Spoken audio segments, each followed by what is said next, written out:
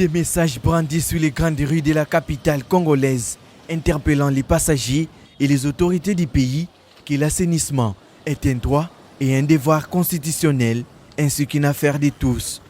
C'est l'initiative de Gédéon Kapita et son équipe, tous des acteurs et volontaires du secteur de l'assainissement et membres de l'ONG Salubrité Publique.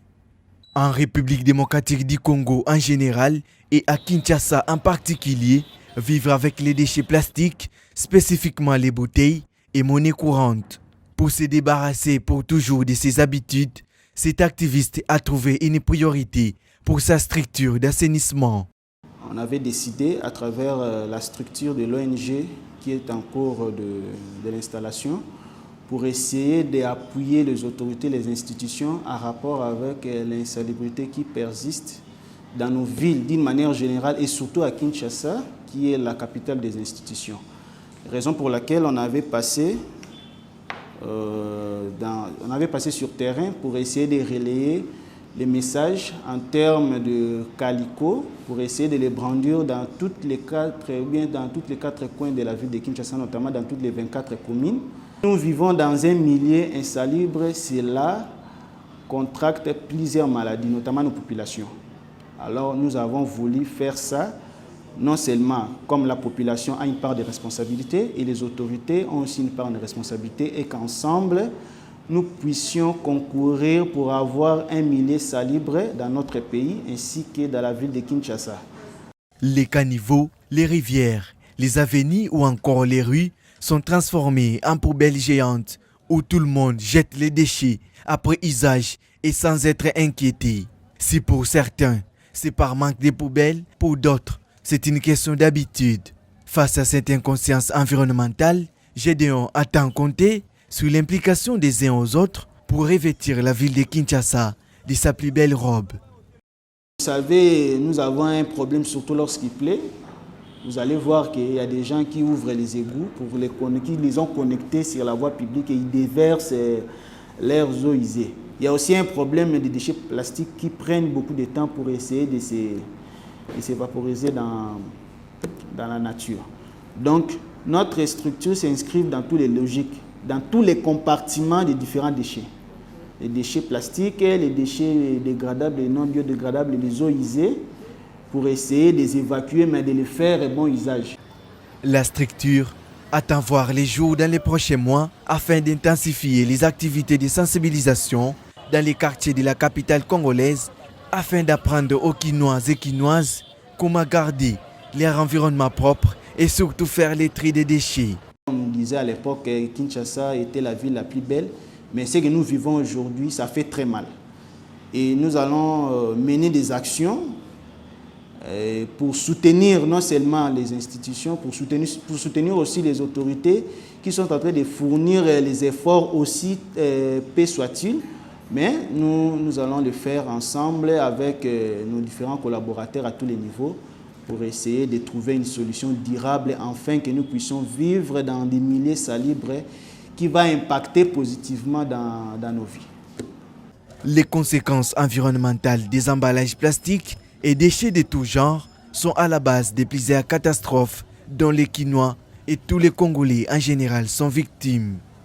Les habitants de la capitale, par exemple, sont invités à bannir des mauvaises habitudes afin de mettre hors de portée des inondations, la destruction du sol, les érosions ainsi que l'insalubrité dans leur milieu de vie. En République démocratique du Congo, les journalistes en général éprouvent beaucoup de difficultés à accéder à l'information.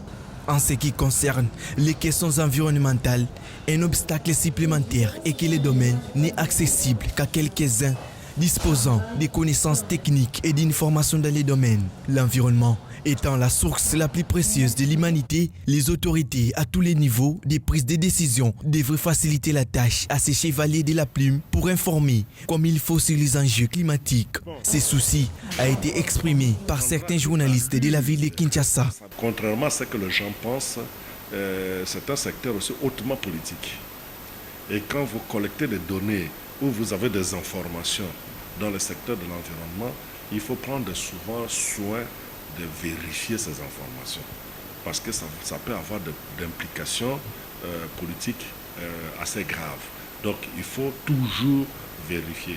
Aujourd'hui, l'actualité dans le secteur de l'environnement, c'est le problème des concessions forestières. Les concessions forestières que les anciens ministres avaient attribuées et qu'on juge illégales. Mais pour donner ces informations, il faut vérifier les documents, il faut vérifier les données, il faut aller vers les uns et les autres pour le faire. Et c'est le travail que nous essayons de faire. Si aujourd'hui, nous ne sommes pas inquiétés, en exprimant notre liberté d'expression dans le secteur de l'environnement, c'est parce que justement nous prenons le temps de vérifier. Nous vérifions le fait, nous allons dans le cabinet du ministre, nous allons dans l'administration, nous allons vers les personnes concernées, les sociétés, nous vérifions avant de donner l'information. Le gouvernement rend rarement l'information publique, les succès potentiels refusent de parler aux médias et les problèmes de sécurité rendent le travail sur les terrains risqués, alors que les journalistes environnementaux ont un rôle à jouer dans cette marche vers la lutte pour sauver la planète. La liberté de la presse ne tient peut-être pas compte des secteurs, que ce soit un secteur de l'environnement ou ceux qui sont dans le secteur de l'environnement ou ceux qui sont dans le secteur de l'économie ou des finances, ainsi de suite. Mais nous tous, nous traitons ou nous recherchons, nous collectons, nous traitons et nous diffusons de la même manière l'information, même s'il y a certaines particularités parce que les secteurs diffèrent. Nous qui sommes dans le secteur de l'environnement, nous recherchons l'information comme tout autre journaliste et nous la collectons, nous la traitons, nous la diffusons. Mais il faut dire que peut-être il y a certaines particularités en ce qui concerne le traitement de l'information environnementale parce que c'est une information qui n'est pas comme toute autre information. Mais ce qui est vrai est que nous vivons de la même manière cette liberté de la presse et nous la défendons, nous la promouvons de la même manière que les autres secteurs, que les autres journalistes qui sont dans d'autres secteurs. L'accès à l'information est très important pour que les journalistes environnementaux puissent s'investir à fond pour un monde meilleur et se professionnaliser davantage à travers les formations et les recherches pour un meilleur rendement dans leur travail quotidien. Quand j'ai déjà vérifié toutes ces informations, je peux maintenant les diffuser, je peux voir maintenant l'opportunité de diffuser. Et si je trouve que le temps est opportun, je peux diffuser sans crainte. Mais dès lors que ce sont des informations vérifiées, je crois que je vis ma liberté de presse, ma liberté d'expression en toute sérénité.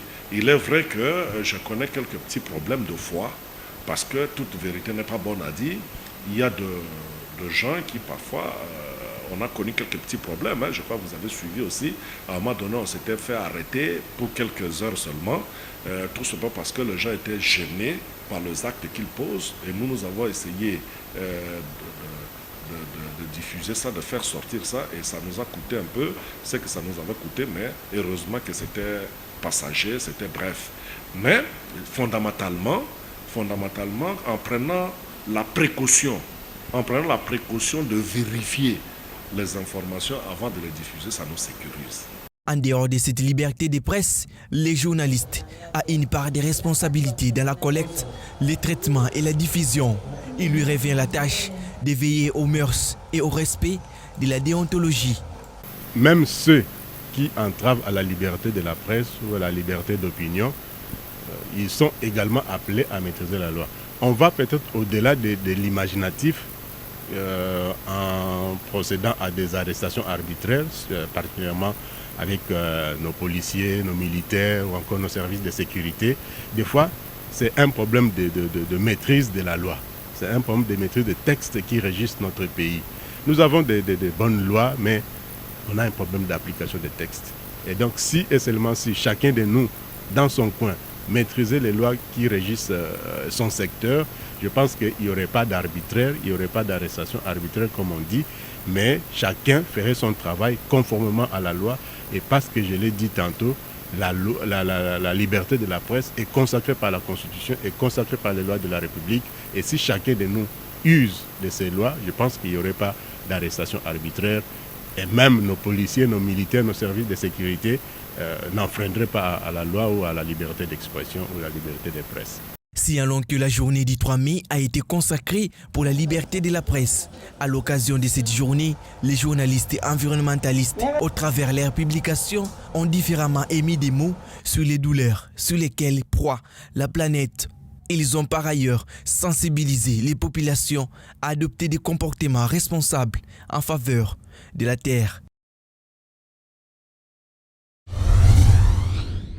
L'ONG Greenpeace Afrique et 5 autres organisations de la société civile environnementale, tant nationales qu'internationales, ont saisi les procureurs généraux près la Cour de cassation pour une enquête judiciaire sur les responsables du pillage des forêts congolaises. Dans une lettre lui adressée ce mercredi 4 mai, ces organisations demandent la levée de leur immunité parlementaire. Aujourd'hui, nous sommes chez le procureur général. Et dans les jours à venir, nous allons aussi interpeller le député national afin qu'ils jouent réellement leur rôle de contrôle parlementaire et qu'ils aillent dans le fond de ce rapport et que les responsabilités de ces différents députés aujourd'hui, anciens ministres, soient devant le cour et tribunaux et qu'ils répondent réellement de leurs actes. En croire ces organisations, depuis la publication de l'audit de l'IGF, le 1er avril dernier, aucune mesure contre les ministres mis en cause n'a été prise. Quant à l'annonce de la vice-premier ministre en charge de l'environnement et développement durable sur la suspension de tous les contrats des concessions épinglés dans les rapports, elle s'est révélée fausse. Les titres concernés ne représentent en réalité qu'un tiers de ceux dénoncés par les inspecteurs des finances. En dehors de l'audit de l'IGF, l'Union européenne a aussi lancé depuis quelques années maintenant un audit allant dans le même sens. Alors, pourquoi est-ce que la revue légale est en train d'être faite et le ministre ou la VPM se précipite à créer une commission pour faire le même travail qui sera fait après la revue légale. Donc pour nous, c'est l'administration forestière ou le ministère de l'Environnement qui fait une fuite en avant et qui pense résoudre le problème. Ces organisations espèrent que les mesures urgentes seront prises dans un bref délai en vue de faire respecter la loi. La noix de cola est la graine d'arbre du genre cola, nommée génériquement colatier, est représentée principalement par le Cola nitida et le Cola acuminata comme nom scientifique. Originaire de la forêt tropicale de l'Afrique centrale et occidentale, ce produit non ligneux est apprécié depuis très longtemps par les populations de l'Afrique d'abord pour ses vertus stimulantes, tenant à sa forte teneur en caféine de 1 à 4%, ensuite pour son aide dans la fabrication de la célèbre boisson Coca-Cola vendue dans le monde, à qui elle a prêté son nom. Dans la ville-province de Kinshasa, la noix de cola est appelée likasu au singulier ou makasu au pluriel. À en croire les experts, elle tient une place importante dans les us et coutumes de la société. Dans bon nombre de contrées, la cola, c'est une histoire des initiés. Dans les opérations traditionnelles de certaines cérémonies, la cola est au rendez-vous. C'est à travers cette cola que bon nombre d'unions, bon nombre d'engagements sont pris dans... Une assertion affirmée par un vendeur de longue date qui attribue à ce produit des pouvoirs surnaturels.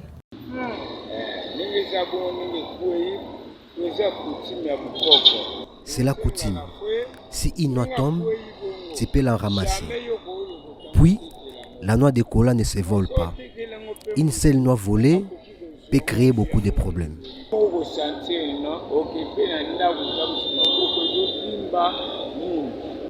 Selon ces vendeurs, c'est possible de survivre et scolariser ses enfants grâce à ce commerce.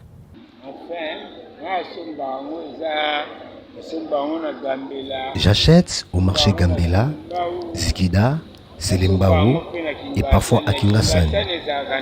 Ça provient soit du Congo-Brazzaville ou de l'Angola, en passant par les Bas-Congo.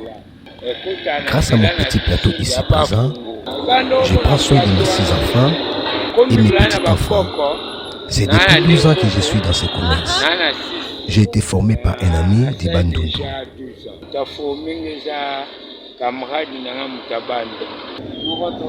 Ça coûte 300 francs. On la vend beaucoup.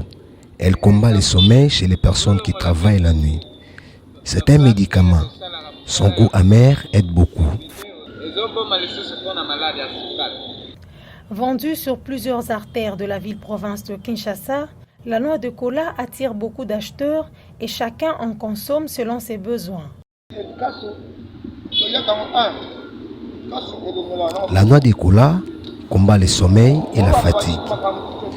Puis les goûts amers aident l'organisme, contrairement au sucre. Puis, quand je la consomme, mes affaires vont bien. Même si certaines personnes insinuent autre chose.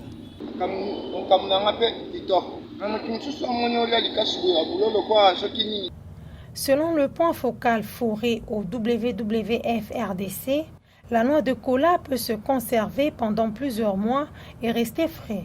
Pour ça, il faut maîtriser les normes de conservation.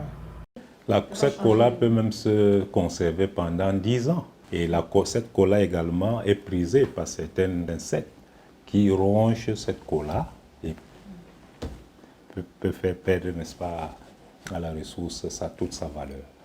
Donc, dans certaines contrées, certains praticiens savent mieux comment conserver la cola de façon traditionnelle. Il y en a qui les enfuient dans le sol, il y en a qui les mélangent à de la cendre. Comme d'autres produits non ligneux dont la cueillette n'est pas régulée, il y a des fois où la noix de cola se fait rare sur le marché congolais. Bon, la cola, comme toute plante, répond à un cycle de vie, un cycle de production. Après la floraison vient la fructification. Voilà pourquoi la cola semble, n'est-ce pas, être saisonnière, mais sans toutefois disparaître. D'autres vendeurs ou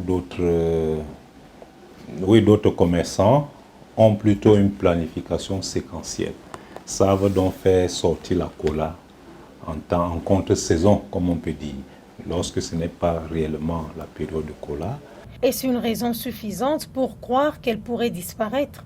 Car, étant premier producteur de ce produit à l'échelle mondiale, au même titre que le cacao, la Côte d'Ivoire possède des milliers d'étendues de colatiers. En matière de production, on est parti de 192 000 tonnes pour parvenir à 260 000 tonnes. Vous voyez qu'il y a quand même une progression de volume de production. La noix de cola unit les populations car exigée au mariage coutumier de certaines cultures de l'Afrique en général et celle de la République démocratique du Congo en particulier. En Gambie par exemple, si un homme désire épouser une femme, il doit d'abord envoyer une noix de cola en guise de déclaration de sa demande. Dans certaines cultures de la RDC, oublier d'inclure la noix de cola à la remise de la dot pourrait faire l'objet de report d'un mariage coutumier. Néanmoins, l'excès de sa consommation pourrait avoir des conséquences néfastes sur la santé, à en croire certaines sources.